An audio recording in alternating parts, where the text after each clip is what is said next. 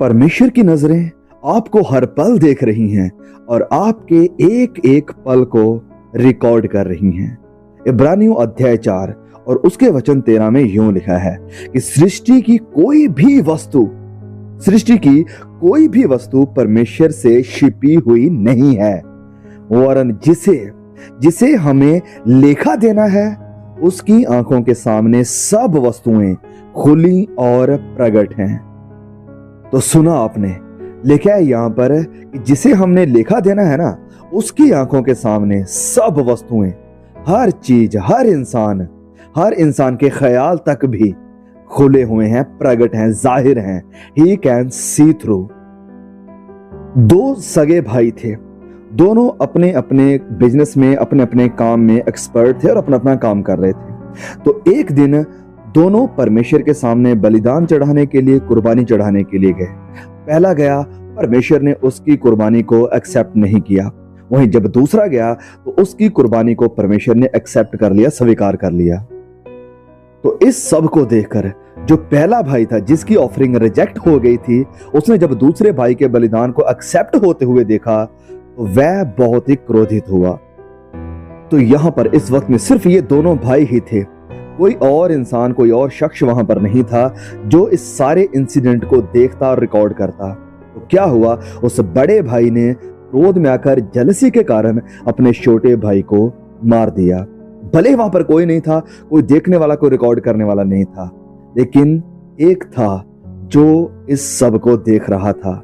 Yes, परमेश्वर की नजर से ये गुनाह, ये पाप, ये इंसिडेंट छिपा नहीं रहा। पहले भाई ने सोचा कि कौन है जो मुझे देख रहा है, तो इस कारण जब उसने अपने भाई को मार दिया तब परमेश्वर ने उसे पूछा कि तेरा भाई कहां है, और वो क्या कहने लगा, मैं अपने भाई का कोई रखवाला, कोई बॉडीगार्ड नहीं हूं। अब तक आपको पता चल गया होगा कि हम यहां पर किसकी बात कर रहे हैं। यस, कायन और हाबिल की। कायन ने हाबिल को सीक्रेटली, गुप्त में, अकेले में मार दिया, लेकिन परमेश्वर इस सारी घटना को, इस सब कुछ को देख रहे थे। एक दिन एक चोर सुपरमार्केट का जो बैक डोर था उसको तोड़ते हुए, उसके लॉक को खोलते हुए वो सीक्रेटली चोरी करने के लिए उस मार्केट में घुस गया। उसने पैसा चुराया, सामान चुराया और निकल गया। लेकिन अगली सुबह उसे अरेस्ट कर लिया गया, और जब उससे अरेस्ट कर लिया गया तो वो अपने आप को डिफेंड करने लगा कि क्या प्रूफ है आपके पास कि मैं हूं। लेकिन जैसे ही उसे वीडियो फुटेज दिखाए गए तो वह हैरान रह गया ये देखकर कि वहां तो कोई सीसीटीवी कैमरा दिखाई नहीं दे रहा था। वो तो आधी रात थी, अंधेरा था, कोई मुझे देखने वाला नहीं था। लेकिन एक सीसीटीवी कैमरा चोरी चोरी इस सारे इंसिडेंट को, इस सारी घटना को और जो कुछ भी ये इंसान कर रहा था, इसे रिकॉर्ड कर रहा था। और इसी तरह से परमेश्वर भी सब कुछ को देख रहे हैं और इसे रिकॉर्ड कर रहे हैं। जैसे इब्रानियों 4:13 में हमने पढ़ा कि उसकी आंखों के सामने सब वस्तुएं खुली हुई हैं और प्रकट हैं, और वो इस सब को देख रहा है, रिकॉर्ड कर रहा है, और इन सब के आधार पर वो हमारा लेखा भी करेगा, हमारा न्याय होगा। परमेश्वर हर एक इंसिडेंट को, हर एक बात को, हर एक विचार को जो हम कर रहे हैं उन्हें रिकॉर्ड कर रहे हैं। और वचन में लिखा है कि किताबें खोली जाएंगी। हमारा जो सारा रिकॉर्ड है, जो डॉक्यूमेंटेशन है हमारी, वो सब ओपन हो जाएंगी और हमारी जिंदगी की वीडियो फुटेज लाइव दिखाई देंगी। सब कुछ जो हमने किया, सोचा, बोला, सब कुछ सामने दिखाई देगा। प्रकाशित वाक्य अध्याय 20 और उसके वचन 12 में लिखा है कि फिर मैंने छोटे बड़े सब मरे हुओं को सिंहासन के सामने खड़े हुए देखा, और पुस्तकें खोली गईं, और फिर एक और पुस्तक खोली गई, अर्थात जिंदगी की पुस्तक। और जैसे उन पुस्तकों में लिखा हुआ था, उनके कामों के अनुसार मरे हुओं का न्याय किया गया। आप अपनी जिंदगी में या अपनी जिंदगी के साथ क्या कर रहे हैं? क्या आप कुछ ऐसा सीक्रेटली, गुप्त में, चोरी छिपे कर रहे हैं जिसे आपको अभी तक किसी ने पकड़ा नहीं है? आपके हस्बैंड ने, या आपकी वाइफ ने, आपके पेरेंट्स ने, आपके बच्चों ने, या आपके किसी क्लोज रिलेटिव ने अभी तक नहीं पकड़ा है? और क्या आपको लगता है कि ये सब ऐसे ही चलता रहेगा? या क्या आपके दिमाग में कभी ये आया है कि परमेश्वर के सामने मेरा ये गुप्त पाप, गुप्त गुनाह, वो चाहे पैसे के प्रति है या किसी भी तरह का कोई भी पाप है, परमेश्वर इसे देख रहे हैं, इसे रिकॉर्ड कर रहे हैं। प्रभु यीशु, यस, प्रभु यीशु ने भी इस चीज को क्लियरली बताया है, साफ साफ। लूका अध्याय 12 वचन 2 से लेकर 3 तक में प्रभु यीशु सुनिए क्या कहते हैं कि कुछ भी ढपा हुआ नहीं है, कुछ भी कवर नहीं है जो खोला ना जाएगा, और कुछ भी छिपा हुआ नहीं है जो जाना ना जाएगा, कुछ भी सीक्रेट नहीं है जो सबके सामने, सबकी नॉलेज में नहीं आएगा। फिर आगे वचन 3 में, इसलिए जो कुछ तुमने अंधेरे में कहा है वह उजाले में सुना जाएगा, और जो तुमने भीतर के कमरों में कानों कान कहा है वह शतों पर प्रचार किया जाएगा। Oh goodness, this verse, yes, this verse should scare you. ये वचन मुझे और आपको एक चेतावनी की तरह देखना चाहिए।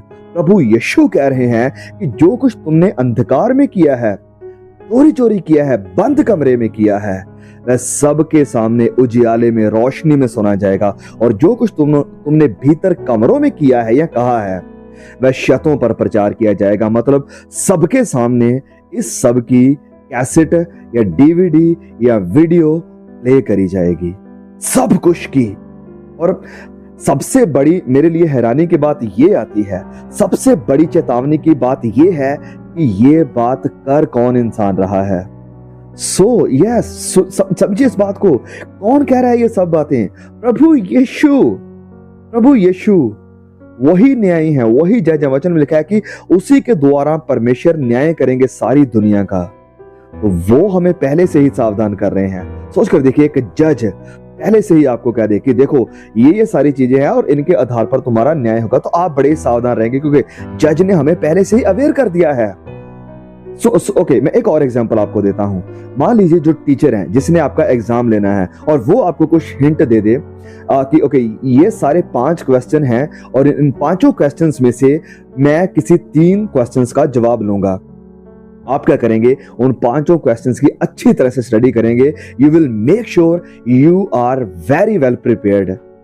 लेकिन हम अपनी आत्मा को लेकर इतना सीरियस नहीं है जितना कई बार हम अपनी शारीरिक चीजों को लेकर, अपनी स्टडी को लेकर या जॉब को लेकर या परिवार को लेकर हो जाते हैं।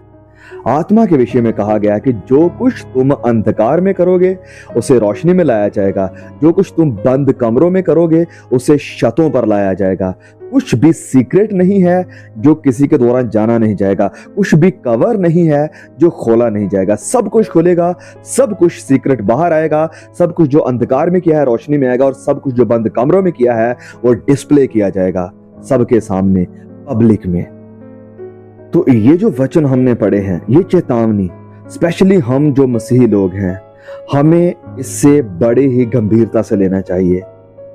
हमें अंधकार में अधर्म के काम, वो काम जो परमेश्वर को पसंद नहीं है, और हम सोचते हैं कि शायद हम अगर लोगों से छिपा रहे हैं तो इट्स ऑल गोइंग वेल, अगर हम आज तक पकड़े नहीं गए हैं तो इट्स ऑल गोइंग वेल। लेकिन नहीं, परमेश्वर की नजरें, परमेश्वर के कैमरास लगे हुए हैं जो हर सीन को, हर इंसिडेंट को रिकॉर्ड कर रहे हैं।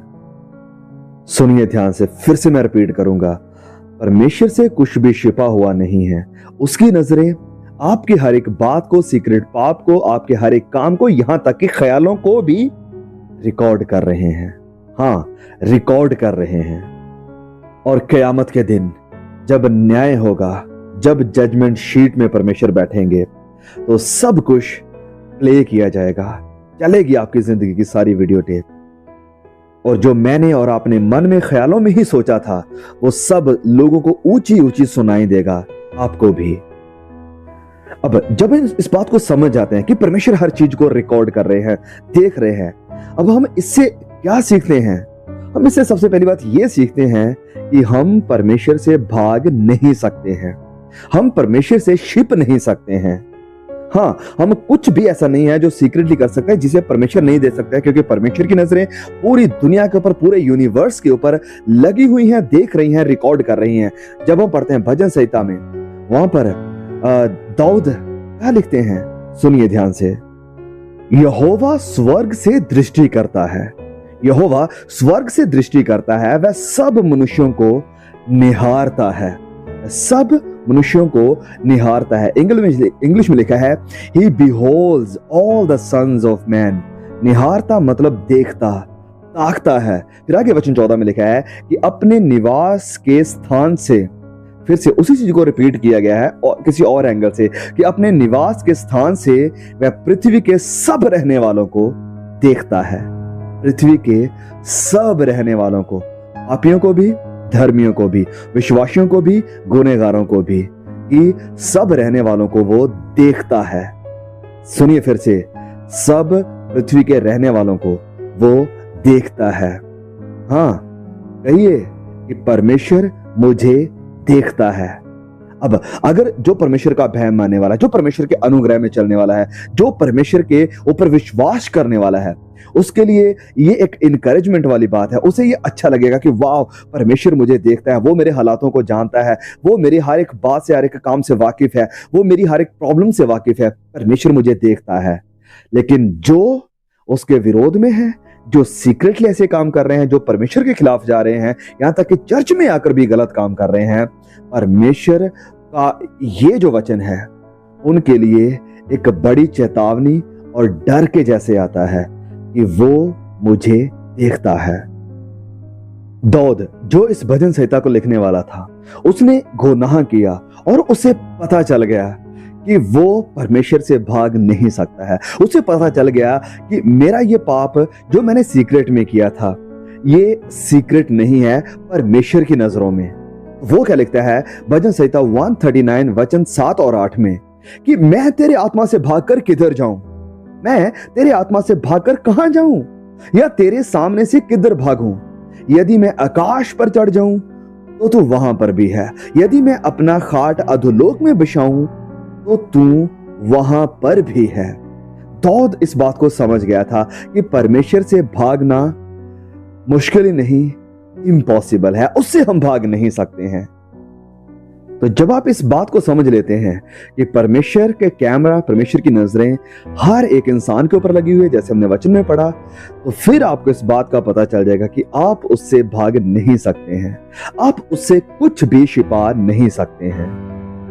जब दाऊद कहता है कि अधोलोक में, अगर मैं अधोलोक में भी चला जाऊं तो तू वहां पर भी है, और उसके ये कहने का मतलब क्या था कि अगर मैं सुसाइड कर लूं, अगर मैं मर जाऊं, कि ओके शायद मैं मर जाऊंगा तो मेरा जो अकाउंट है क्लियर हो जाएगा, मुझे किसी भी तरह का कोई भी अकाउंट नहीं देना पड़ेगा। तो दाऊद को पता चल गया कि मेरा मरना भी मुझे नहीं बचाएगा, क्योंकि वचन लिखा है, जैसे हमने ऑलरेडी पढ़कर आए हैं प्रकाशित वाक्य 20:12 में, कि परमेश्वर मरे हुओं को भी जिलाएगा। सब लोग जो मर गए, धरती के बीच में चले गए, सब उसके न्याय के सिंहासन के सामने आकर खड़े होंगे। तो मरना भी, अधोलोक में जाना भी किसी के अकाउंट को क्लियर नहीं करेगा। हर एक को परमेश्वर के न्याय के सिंहासन के सामने एक दिन खड़े होना ही है। ओके, तो दूसरी बात, जब हमें पता चल जाता है कि परमेश्वर हर एक चीज को रिकॉर्ड कर रहे हैं, तो इसका मतलब यह है कि हमें हमारा पाप लगेगा, जैसे लिखा है गिनती और उसके अध्याय 32 और वचन 23 में। इंग्लिश में लिखा है कि your sin will find you out, कि तुम्हें तुम्हारा पाप लगेगा। हाँ, ये पाप जिसे आज हम एंजॉय करते हैं, ये पाप जिसे खुश करने में आज हम लगे हुए हैं, ये पाप एक दिन हमारे खिलाफ खड़ा होगा। ये पाप एक दिन हमारे खिलाफ टेस्टमनी देगा, गवाही देगा, ये गलत है, इसने गलत किया। यही पाप एक दिन हमारे विनाश का कारण बनेगा, क्योंकि कोई भी पाप छिपा हुआ नहीं है जो कि छिपा हुआ रहेगा। वचन में लिखा है कि तुम्हारा पाप तुम्हें लगेगा। Your sin will find you out. मैं, आप, हम में से कोई भी, हम ऐसा कुछ भी नहीं कर सकते हैं कि हम कोई पाप करें और बाद में इसे दफन कर दें या इसे दबा दें। No, we can not bury our sins, we can not get away with sin. हम पाप से पीछा नहीं छुड़ा सकते हैं आसानी से। ये पाप हमें लगेगा और हमारे ही खिलाफ ये खड़े होंगे।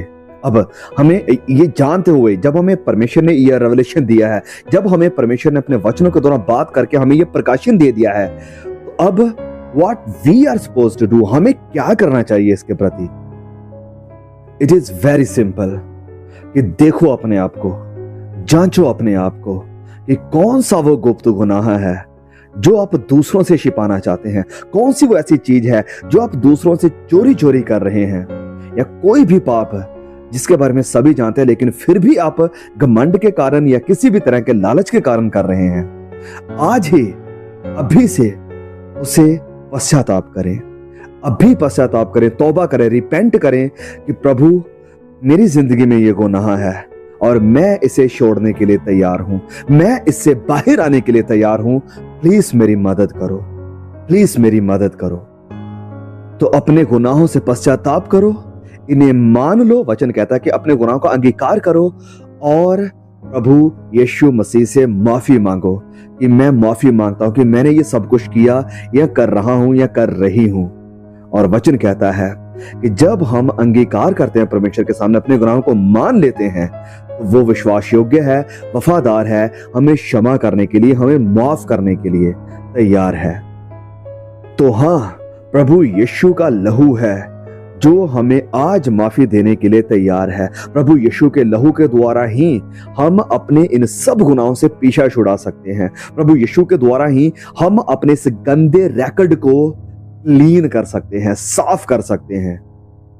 तो अगर आप चाहते हैं कि आपका ये जो सारा रिकॉर्ड है परमेश्वर इसे क्लियर कर दे और आपको एक नई क्लीन चिट दे, तो उसके लिए आपको प्रभु यीशु की क्रूस के पास आना पड़ेगा, क्योंकि और कोई दूसरा रास्ता नहीं है। खुदावंद मसीह यीशु ने कहा कि राह, सच्चाई और जिंदगी मैं हूं, बिना मेरे द्वारा कोई भी पिता के पास नहीं जा सकता है। बिना लहू बहाए पापों की क्षमा नहीं है, बिना मसीह यीशु के गुनाहों की क्षमा नहीं है, बिना यीशु के लहू के हमारा अकाउंट, हमारा रिकॉर्ड, हमारी वीडियो टेप इरेज, डिलीट नहीं हो सकती है।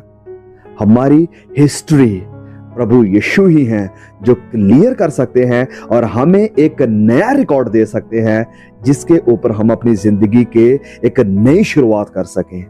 और ये कब होगा? जब आप अपने गुनाहों को मान लोगे, इन्हें अंगीकार करोगे परमेश्वर के सामने और प्रभु यीशु के आगे झुककर कहोगे कि प्रभु मुझे क्षमा करो, मुझे माफ करो और अपने लहू से धोकर मुझे शुद्ध करो, मुझे पवित्र करो, मुझे साफ करो।